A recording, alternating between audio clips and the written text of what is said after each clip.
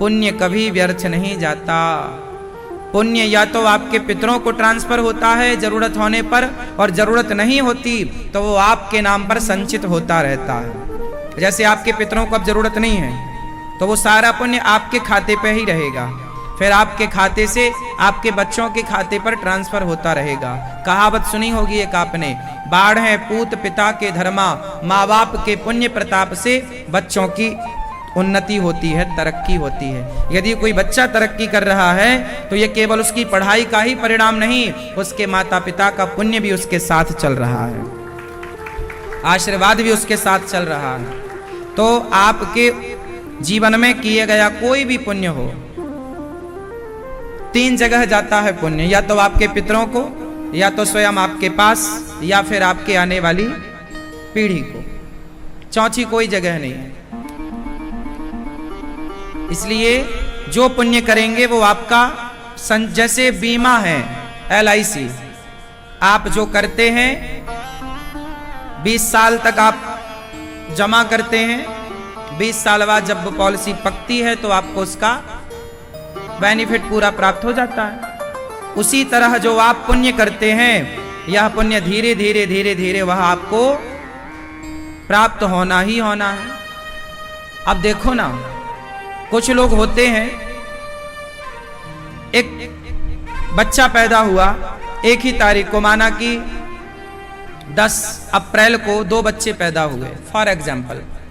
एक बच्चा पैदा हुआ अमीर के यहाँ, अमीर मतलब धनवान के यहाँ, एक बच्चा पैदा हुआ गरीब के यहाँ। अब दोनों बच्चे पैदा हुए, पर पैदा होते ही एक बच्चा अमीर हो गया, एक बच्चा गरीब हो गया। ऐसा है? एक बच्चा फुटपाथ पे पैदा होता है और एक बच्चा बड़े बड़े धनवानों के घर पैदा होता है।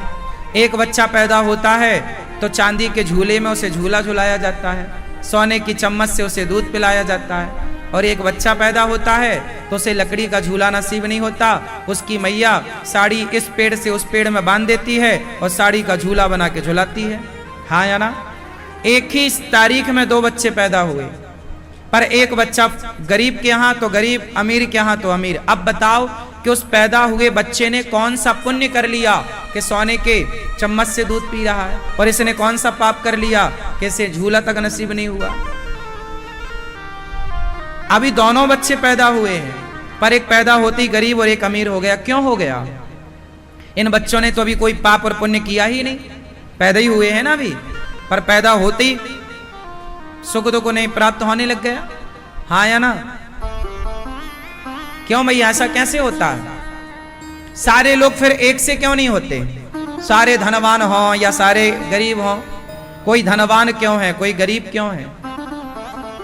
क्यों सारे एक से क्यों नहीं है? जब ईश्वर ने सबको एक सा बनाया है तो फिर सारे सोने के झूले में झूले ना।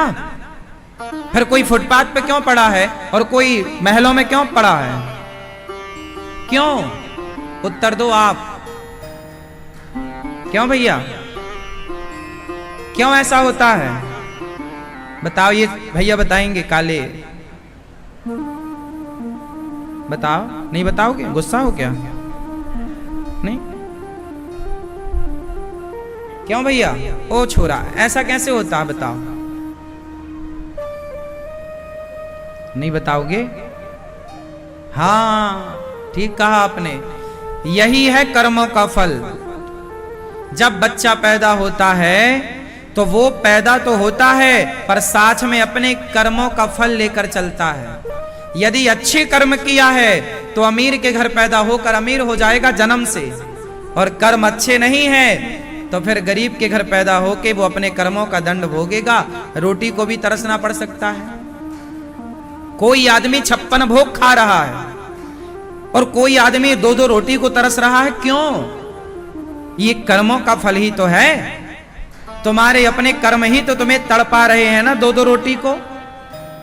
इसलिए कहता हूं, आप इस चक्कर में ना रहो कि नहीं जी हमें पूर्व जन्म तो कुछ नहीं होता, अगला पिछला कुछ नहीं, ऐसे चक्कर में ना पड़ो।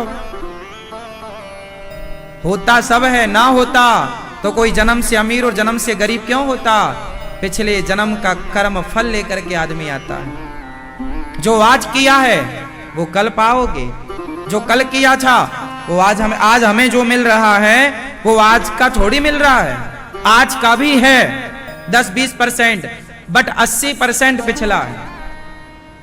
10-20% आज का भी है साहब, जो आपने मेहनत की होगी, जो दिमाग लगाया होगा, जो काम किया होगा भला, वो आज का भी आपको मिलेगा 20%, पर 80% पिछला आपको आज मिल रहा है। यहां तक कि आपका शरीर भी आपको जन्म कर्मों से मिलता है।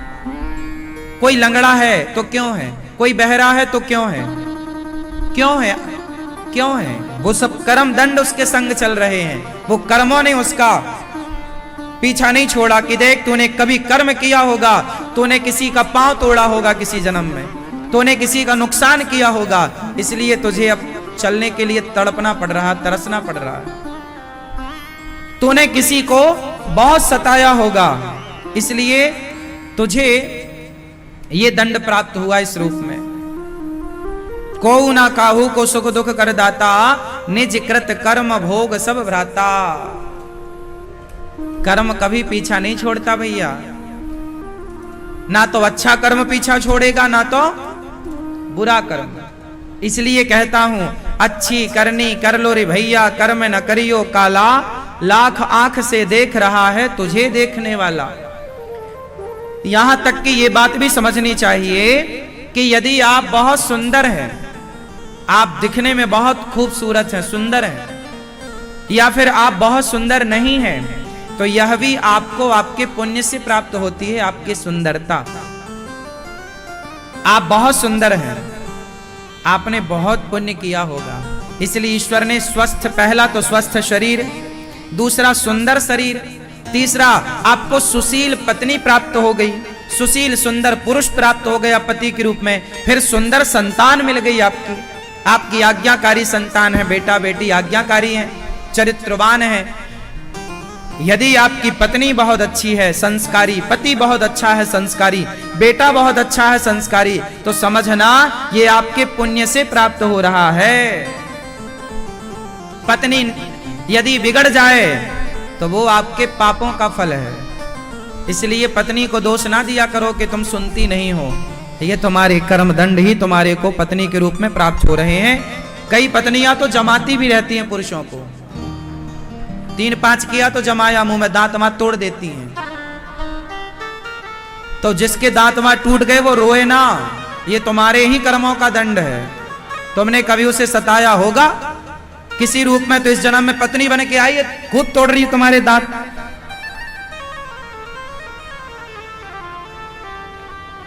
बेटा तुम्हारा बहुत अच्छा है, पांव दबाता है, मतलब तुमने पुण्य किया है।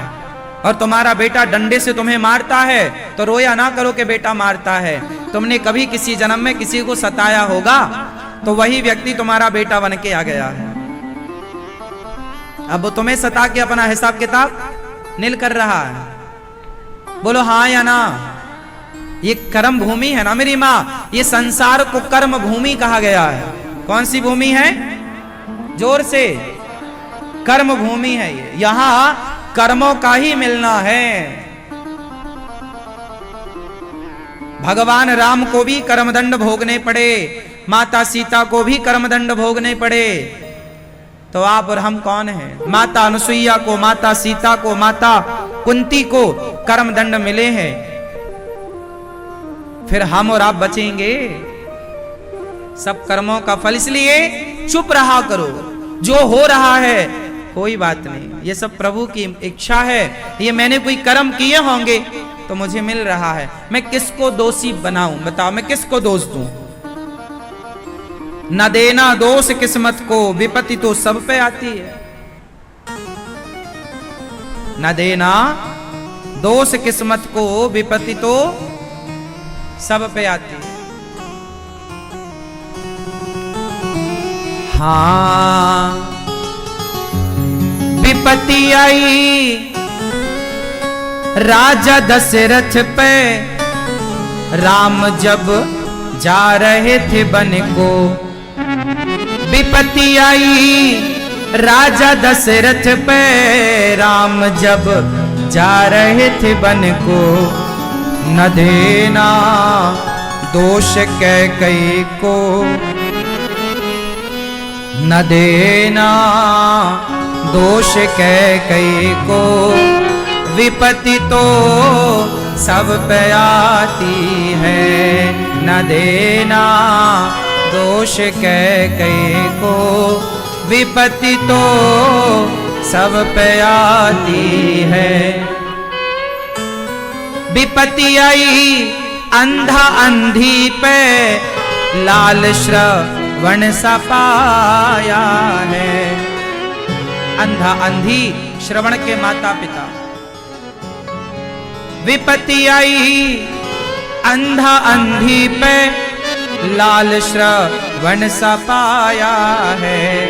न देना दोष दशरथ को, न देना दोष दशरथ को, विपत्ति तो सब पे आती है। न देना दोष दशरथ को, विपत्ति तो सब पे आती है। तो ये जो संकट है, मुसीबत है, विपत्ति है, ये कर्मों का फल है। हाँ या ना? आप में से कितने लोग मानते हैं कि हमारे जीवन में अच्छा या बुरा जो जीवन साथी मिला, बेटे के रूप में या पति और पत्नी के रूप में, वो कर्मों का फल। आपकी पत्नी नहीं है साहब, वो आपका कर्म फल है। आपका कर्म ही आपको पत्नी के रूप में मिलता है, आपका कर्म ही आपके पुत्र के रूप में मिलता। मेरा कर्म मेरा बेटा बन के आ गया, मेरा कर्म मेरी पत्नी बन के आ गई। मैंने अच्छा किया होगा तो वो मुझे अच्छा सुख देगी, सुख देगा। मैंने बुरा किया होगा वो मुझे दुख देगी या दुख देगा। ये तो हम कभी ये ना कहें कि हमारी पत्नी बुरी है, हमारा बेटा बुरा है। बुरा पति और बेटा नहीं होता साहब, बुरा परिवार नहीं होता, बुरे हमारे अपने कर्म होते हैं जिनको हमें भोगना होता है। और हम सारी जिंदगी नाहक ही दूसरों पर दोष लगाते हैं कि तुम बुरे, तुम बुरे, तुम बुरे। इसलिए कबीरदास जी ने कह दिया स्पष्ट कि बुरा जो देखन में चला, बुरा न मिलिया कोई, जो दिल खोजा आपुना। जब आपने अपने अंदर खोज कर देखा तो हमसे बुरा ना कोई, हमने ही जो बुरे कर्म किए थे वही हमें मिल रहे हैं। और हमें क्या लगता है कि तुम बुरे हो, तुम बुरे हो, तुम बुरे हो। हाँ या ना? तो आज से दोष किसी को नहीं देंगे। तो आपको जो सुख मिल रहा, जो दुख मिल रहा, उसका जिम्मेदार कौन?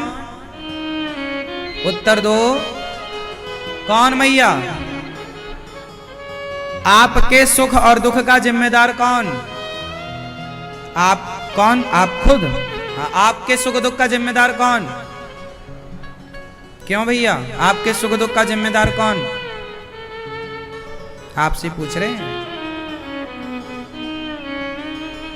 कहां ध्यान था आपका? आपके सुख दुख का जिम्मेदार कौन? कर्म। आपके सुख दुख का जिम्मेदार? हमारे सुख दुख का जिम्मेदार हम खुद हैं। खुद को दोषी बनाओ, हम ही दोषी हैं। तो आज से कभी आप किसी पर आरोप लगाकर दुखी ना होंगे कि तुम्हारे कारण। आप अपनी प्लानिंग बेहतर करो, आप अपना कर्म बेहतर करो। फिर भी आपके अच्छा कर्म करने पर भी जो हो रहा है वो तुम्हारे कर्मों का फल जानो। भगवान ने गीता सुना दी अर्जुन को, ज्ञान दे दिया, अब तू लड़ या मत लड़ मर्जी तेरी। बस यही है। अर्जुन जीते नहीं, कौरव हारे नहीं। कौरवों का गलत काम, गलत कर्मों ने उन्हें कौरवों को अर्जुन ने नहीं हराया, कौरवों के गलत कर्मों ने उनको हरा दिया। राम ने रावण को नहीं मारा, रावण के पापों ने, रावण के गलत कर्मों ने रावण को हरा दिया। रावण के गलत कर्म ही उसे दंड देते हैं। को ना काहू को सुख दुख कर दाता, निज कृत कर्म भोग सब भ्राता। हर व्यक्ति अपने कर्मों का फल भोग रहा है।